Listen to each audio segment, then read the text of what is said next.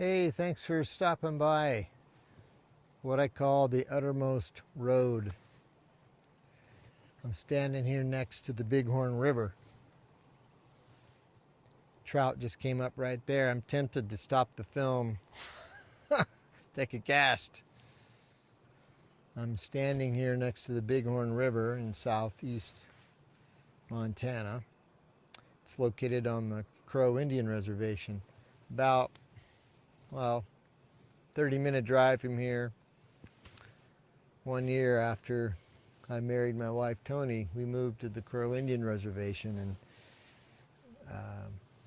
we worked and ministered, and she taught in a school for 7 years. So there's a lot of special memories here. The Uttermost Road, the idea behind it came into being not long after Tony passed away. That's been over 2 years now. She died on Easter Sunday of 2012. She had been battling recurring breast cancer for 5 years. And so anyone who's lost a loved one, especially a spouse, that's a huge deal. You start asking those questions of, what's next? What do I do? What is this all about? And that was particularly true for me. Tony and I did not have children, so I didn't have a family to turn to focus on. So I was struggling to find some kind of motivation. What do I do now? What do I do next? And nothing was really grabbing my heart.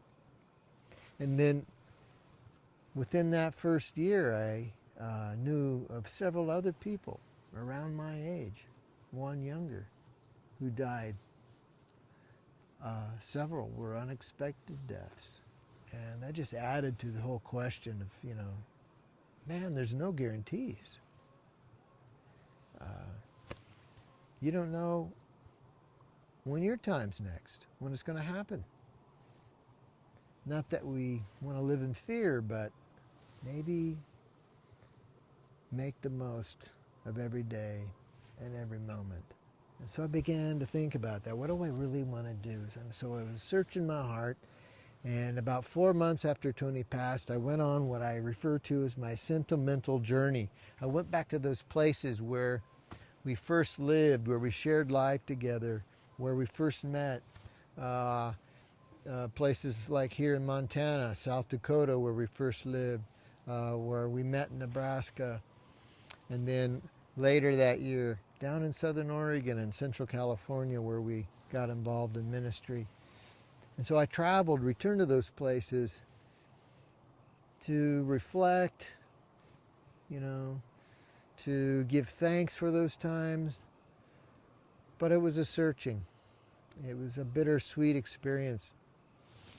But in that process of returning to those places and looking for those life markers that we established, did we really make a difference in those places? All of that kind of stuff. Out of that came this idea. Why not do this indefinitely? Travel on the road, go back to some of these places and reestablish friendships and connections, which I saw that first summer. Met up with kids that Tony and I had loved on, and now they're 20 years older with their own kids that size. It was fantastic, and that was one of the seeds. And so that's what I'm doing, going back, touching base, reconnecting, encouraging, loving, nothing formal, nothing fancy, being a friend, wherever the wind might carry me. And from here I plan to go to South Dakota, Nebraska, and then down to Arizona, to Navajo country, where I know people. It's been a long time since I've been there, so I'm really looking forward to that. But how long this journey will last, I don't know. Where it will end up, I'm not sure. but I know in my heart this is the right thing to do, even if I break my piggy bank doing it. And because the thought occurred to me, what little I do have, I could hang on to it conservatively, clinging to it, saving it for a rainy day someday when I'm old and feeble. But that day might never come. So I feel like I want to invest all that I have now into people's lives, being a friend, being an encourager, do what I can. And the second piece to the Uttermost Road, especially up front, is finishing a book I've started. It's called Love Your Guts Out. And that's a term that Tony came up with later in life. Love your guts out. It's a term of endearment, like saying, I really love you. I love you a whole lot. I love your guts out. LYGO. That's the abbreviation. I even have that on my license plate now, LYGO. But that was a term of Tony's. And about the last week of her life, when she was still able to talk, probably the last significant conversation that we had, she was laying there, we were talking, and she said, Rick, love your guts out is more than a term of endearment. Because she wanted me to bring this up at her celebration service. She said it's the way to live life. It's the way we should, give of ourselves from our very inner being. Just pour yourself out. Love from your guts. Lay it all out there, everything you have, and go as far as you can with it. And that's how she lived her life. And so this book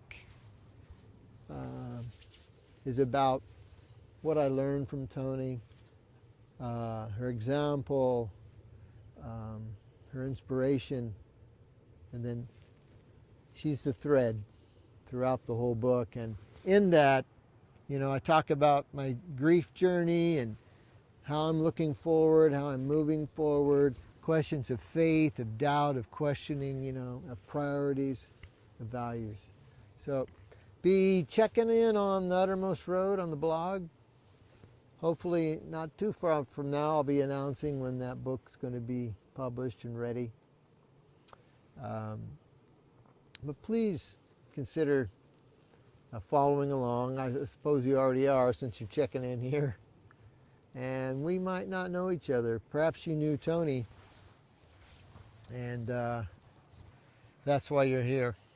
Whatever the case may be, old friend, or maybe we're going to be new friends, I sure appreciate the fact that you're curious enough to see what the Uttermost Road's about.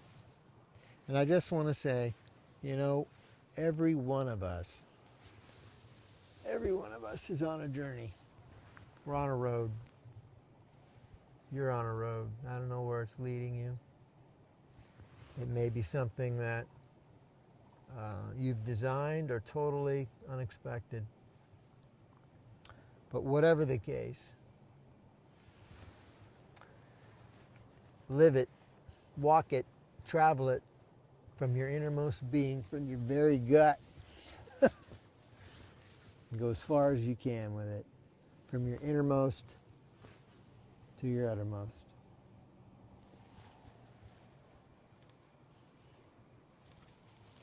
Okay. Hope to see you soon. Thanks for stopping by.